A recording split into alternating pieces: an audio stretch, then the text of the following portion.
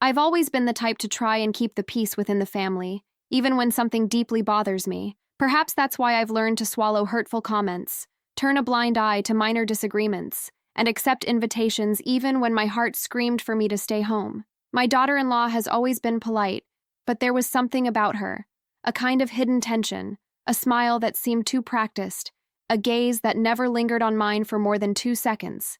Still, I tried to believe it was just my imagination, that with time she would feel more comfortable with me. That's why, when I received her call that afternoon, saying in an excessively sweet voice that she had prepared a special dinner just for me, I hesitated for a moment, but only for a moment, because my upbringing made me respond enthusiastically, even though a small shadow of apprehension had formed inside. I arrived a little before the agreed time, and upon knocking on the door, noticed that the house was quieter than usual. My son wasn't there. She said he'd be home late from work, and that already seemed strange to me, because he always let me know when he couldn't receive visitors. She opened the door quickly, almost as if she had been anxiously waiting for me. Her smile was wide, but her eyes seemed too tired. Before I could even say anything, she made a sweeping gesture with her hand and said, "I prepared something special, just for you. You deserve it." The phrase, should, have sounded welcoming, but there was something about it that made me uneasy. Perhaps the tone of her voice, perhaps the exaggeration, perhaps the fact that she had never shown so much enthusiasm for me before. I walked to the table and noticed there was only one plate. Mine. That made me stop for a second. She noticed and quickly explained, "Oh, I already ate earlier. I got hungry while cooking." But her explanation didn't match the smell coming from the pan, a strong aroma, unlike any seasoning she had ever used before. I sat down slowly, trying not to show my discomfort, while she stood beside me, watching my every move as if waiting for something to happen. The silence between us was almost palpable. The only sound was the distant ticking of a clock and the slight tremor in her voice when she asked, "Are you enjoying it? Do you want me to serve you more?" With each bite, I noticed something different. It wasn't just the strange taste. It was the way she leaned forward, how her fingers nervously intertwined, how her breathing quickened slightly when I brought the fork to my mouth. Something was wrong, and my instinct knew it, even as my mind tried to rationalize. Maybe she was just trying to please. Maybe she was nervous about wanting to create a connection. Maybe I was just the suspicious old man who sees shadows where there are none. But then, for a brief moment, I noticed her repeatedly glancing at her watch, as if waiting for time to pass, mentally marking something I didn't know what it was. The conversation wasn't flowing. She responded with short phrases, and sometimes didn't respond at all. She just watched me, squeezing and releasing my hands, walking around the kitchen for no apparent reason, adjusting things that were already perfect. My body began to tense. I wanted to get up, thank her, and leave. But something, perhaps my upbringing, perhaps the fear of seeming paranoid, kept me sitting there, trying to finish the dish that, suddenly, seemed far too big. The smell of the food started to bother me. It was strong, nauseating, almost metallic. When I realized my hands were starting to sweat, I tried to disguise it by discreetly wiping them on my napkin. She noticed. She asked if I was okay, but the question didn't sound like concern. It sounded like confirmation. When I finally finished eating, she smiled with such clear relief that it sent a chill down my spine. I thanked her, complimenting the dinner as etiquette dictates.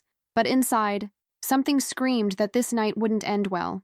I said goodbye, and as I stepped outside, the cool air felt heavy.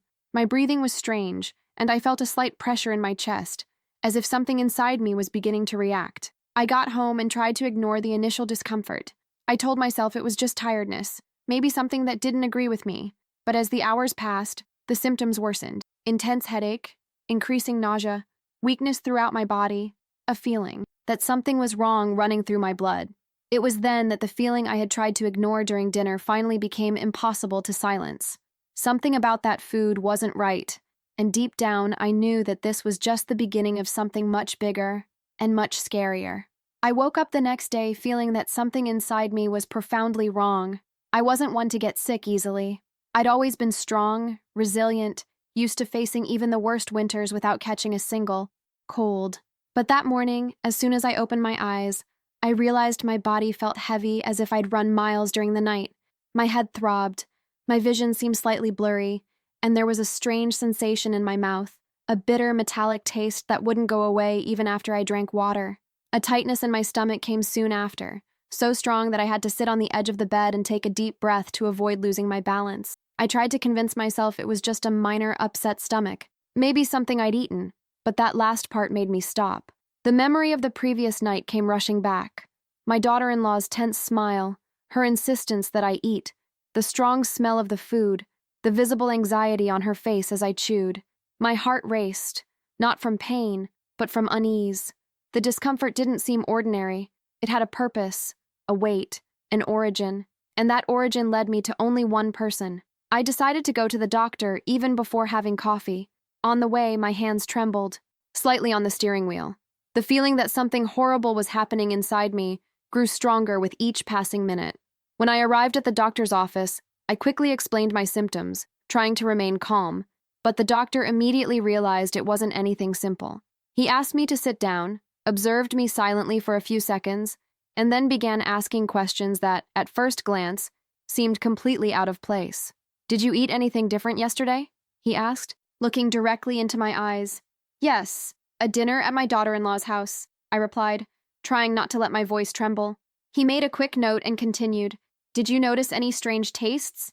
Any unusual smells? Did anyone else eat from the same dish as you?" My breath caught in my throat. Why was he asking that? These weren't routine questions.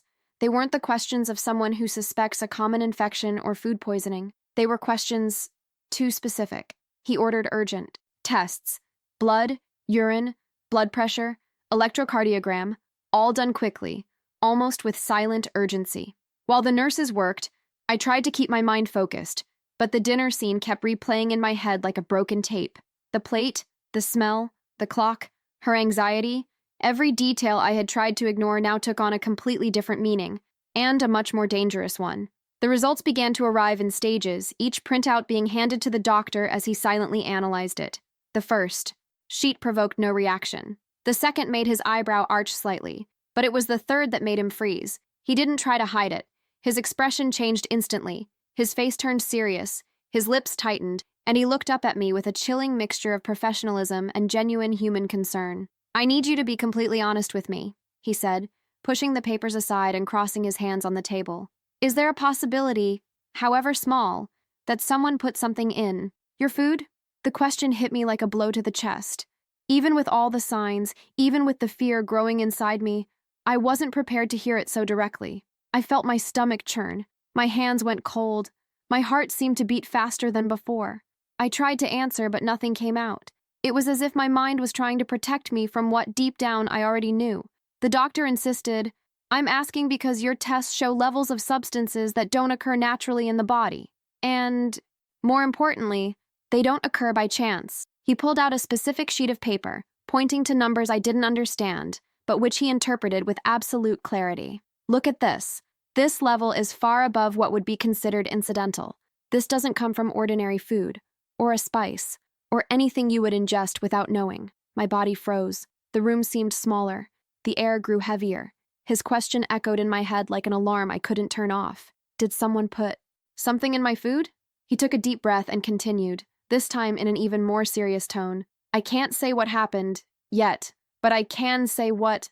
No, it happened. This wasn't an accident. If you haven't eaten anything else besides that dinner, then we need to seriously consider the possibility of intentional food poisoning." My throat went dry. The world around me lost its sharpness. My daughter-in-law, that woman who greeted me with a tense smile, who served me such a carefully prepared dish, who watched me eat in silence, appeared again in my mind like a menacing shadow. The doctor, noticing my shock, tried to maintain professional composure, but his gaze said it all. He wasn't dealing with a common case. He wasn't making vague assumptions. He was warning me. And at that moment, with the distant sound of footsteps in the hallway and the metallic coldness of that examination room, the truth finally approached me like a piercing whisper. I didn't get sick. I was made to get sick. And someone within my own family knew exactly what they were doing. I left the doctor's office feeling like the ground beneath my feet had become fragile, as if I were walking on thin ice about to break at any moment. The doctor recommended rest, attention to symptoms, and above all, that I seek help immediately if things worsened. But what struck me most wasn't his medical recommendations. It was his expression, the firmness with which he stated that this wasn't accidental. His words echoed. within me like a warning bell that couldn't be ignored. Still, I decided I couldn't act impulsively. If there was someone within my own family willing to hurt me, I needed to be sure before confronting them. And to do that, I would have to pretend everything was fine. I spent the rest of the day trying to act naturally, even though my thoughts were completely jumbled. I avoided calling my son, fearing that any change in my behavior might alert them that I was suspicious. That night, lying in bed unable to sleep, I began to mentally revisit old moments, searching for clues I might have overlooked. And it was in this silent rereading of the past that small details began to fit together in a disturbing way. I remembered a conversation I overheard a few weeks ago. My son was talking to his wife in the hallway of our house, and their tone wasn't that of a couple discussing something trivial. It was a tense, anxious whisper, as if they were deciding something important. I heard my name mentioned. At the time, I thought they might be planning a surprise, or discussing some kind of family decision. Today, thinking about it more, the nervousness in her voice and the way my son fell silent when he noticed my presence took on a new meaning, a meaning too dark to ignore. Another thing started to bother me: the changes to my will. My son had been insisting, in recent months, that I put things in order. He suggested I review documents, update signatures, reorganize assets. At the time, I thought he was just worried about avoiding future bureaucracy. But now, seeing everything in its context, I couldn't help but think that perhaps that insistence had another purpose, a purpose that chilled me. I had made recent changes that made my assets more accessible should something happen to me, changes that, coincidentally, were made shortly before my daughter-in-law started acting strangely. And then came the memory of the last few months I'd spent with her. Before, she used to at least try to seem cordial. But lately there was a coldness about her, a distance I didn't understand. Her greetings were dry, almost mechanical. She avoided looking me directly in the eye, as if a silent guilt weighed on her shoulders, or as if she were keeping a secret she shouldn't reveal. And at the same time, whenever my son was around, she tried to act normally, but the inconsistency was visible. I just hadn't noticed because I never imagined there could be anything more than simple antipathy. The more I connected these fragments, the more a dangerous thought formed in my mind. Perhaps what happened at that dinner wasn't an accident, nor an exaggeration of my imagination. Perhaps I really had been the target of an attempt to push me away. And not just symbolically, but definitively. This idea hit me so hard that, for a moment, I needed to sit down. The mere possibility that someone from my own family might want to hurt me made everything around me colder, darker, harder to understand. In the following days, I decided to proceed with extreme caution. I called my son to thank him for dinner and said I was feeling better, just a little tired. He answered too quickly, with a slight hesitation in his voice, something that had never happened before. I asked if they were all right, and there was a brief silence before he replied that everything was great. The answer didn't match the uncomfortable silence on the other end of the line. I began observing everything from a distance. I started noticing their behavior on social media, the photos they posted, the captions that seemed carefully planned. I saw that my son seemed increasingly distant, more withdrawn, while his daughter-in-law assumed a growing, almost dominant presence. When I visited them a few days later, I could feel the icy atmosphere as soon as I entered. She tried to smile, but it was an empty, tense smile that didn't reach her eyes. And when I mentioned that I had gone to the doctor, I noticed a brief moment of panic on her face, so quick that someone inattentive wouldn't have noticed. But I did. The fear growing inside me wasn't just physical. It was emotional. The betrayal I was beginning to see hurt more than any symptoms in my body. The idea that my son might be involved, even indirectly, was destroying me inside. I wondered if he knew something, if he was being manipulated, or worse, if he agreed to it. The doubt gnawed at me. Nothing hurts more than realizing that the threat might be at your own family's table. And yet, I knew I needed to continue my silent investigation. Any misstep could put my life at risk. Every sentence, every glance, every past gesture became a piece of a puzzle I didn't want to put together, but needed to. Because the truth was inevitable. Someone inside my house was willing to remove me from the way. And as the pieces came together, the silent fear transformed into something even more devastating, a profound feeling of familial betrayal. I was not only in danger. I was being betrayed by those who were supposed to protect me. After days of living with suspicion, symptoms that came and went, and a silent fear that followed me like a shadow, I realized I couldn't continue in that uncertainty. I needed to face the truth, however painful it might be. I gathered everything I had observed: the tests, the doctor's questions, my daughter-in-law's strange behavior, her anxiety during dinner, the sudden change in my son's behavior, the whispered conversations, the pressure regarding the will. Each detail formed a picture that kept me awake at night. And, before confronting them, I needed to be absolutely certain that my life had truly been in danger. I returned to the doctor's office carrying not only the test results, but also the emotional weight of everything I had discovered in the last few weeks. When he entered the room and saw me holding the papers with trembling hands, he asked me to sit down and take a deep breath. I showed him the notes I had made, describing each situation, each symptom, each suspicious behavior. He listened attentively, without interrupting, with that expression of someone who already imagined where this was going. When I finished, he picked up the exams and said, with a serious calmness that sent shivers down my spine, "Now I can speak more clearly. The substance found in your body is not only abnormal," he paused briefly, looking directly into my eyes, "but it could have caused serious damage. Very serious damage. You were lucky to have sought help quickly." My breath caught in my throat. Even though I suspected it, hearing it directly from a professional brought a weight that crushed my chest. The doctor explained that the substance was toxic at a certain concentration, and the concentration that appeared in my test was concerning enough to justify all the symptoms I felt, including the increasing malaise and sudden weakness. If you had ingested a little more, or if your body hadn't reacted so quickly, the outcome could have been very different. The confirmation sent shivers down my spine. It was real. It wasn't paranoia. It wasn't an exaggeration. Someone in my family, had actually put something in my food. I left the doctor's office determined. My mind was clear, but my heart was heavy. I needed to confront them. I needed to know how far this had gone, how involved they were, and most importantly, why. Late in the afternoon, I went to my son's house. The drive there seemed longer than ever.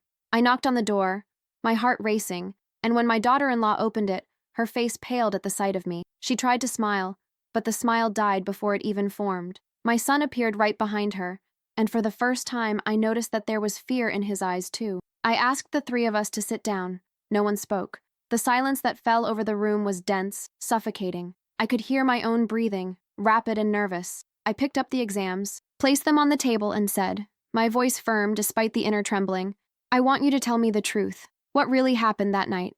My daughter-in-law's eyes widened. My son stood completely still. The silence lasted a few seconds, seconds that seemed like an eternity, until she finally opened her mouth. I don't know what you're talking about." Her voice trembled, but not with innocence. It was the trembling of someone caught off guard. My son tried to intervene, asking if I was exaggerating, if it couldn't be some spoiled food. I didn't answer. I just slid the test results closer to him. He picked them up, read them quickly, and his expression changed, not to surprise, but to despair, as if it confirmed something he already feared. At that moment I understood. He might not have known everything, but he knew something, and that hurt more than anything else. I looked at my daughter-in-law again. "Why did you do that?" She started to cry. Not a sad cry, but a nervous, uncontrolled cry. Almost a cry of relief at finally being confronted. Between sobs, she murmured disjointed phrases, trying to explain herself, trying to justify herself. She said she was under a lot of pressure, that she was afraid of conflict, that the financial situation was complicated, that she thought that maybe I was getting in their way. My son stood up, desperate, shouting that he didn't know, that he would never have allowed something like that she did it all alone. But, as he spoke, I realized there were details in his words that didn't align with complete ignorance. He knew something was wrong. Maybe he didn't know exactly what, but he wasn't naive. The emotional climax came when, in a moment of utter despair, she said what she had been trying to hide. "I didn't want to hurt him. I just wanted things to be easier for us." The phrase pierced me like a knife. There were no more masks, no more excuses. The truth, raw and repulsive, was there. It tried to push me away. Perhaps it didn't plan an immediate end.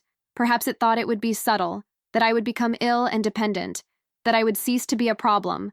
But the intention was there, and that intention destroyed something inside me that could never be rebuilt. My son, upon hearing that, fell to a seated position, defeated. He cried, begged forgiveness, said he never imagined she would go this far, but he also admitted that she had been pressuring him to resolve things between us. The trust I had in him, Trust built over years, over decades, shattered in that instant. Nothing remained but a deep, almost physical pain. I stood up slowly, feeling an enormous weight on my shoulders. I looked at the two of them, still in shock, and simply said, "You took something from me that will never come back. The peace within my own home." I left without looking back. The air outside felt different, cold, heavy, but honest. The truth, however painful, had finally been revealed, and with it came the definitive destruction of the trust I had in my family. That night, as I walked home alone, I realized something that would stay with me for the rest of my life. Danger doesn't always come from strangers. Sometimes, it's served at the table by the person you trust most, and the weight of those secrets is something no family should have to bear. If this story has captivated you this far, leave a like and subscribe to the channel. It helps me continue bringing you powerful and moving stories like this one. And leave a comment below. What would you do if you were in my place that night?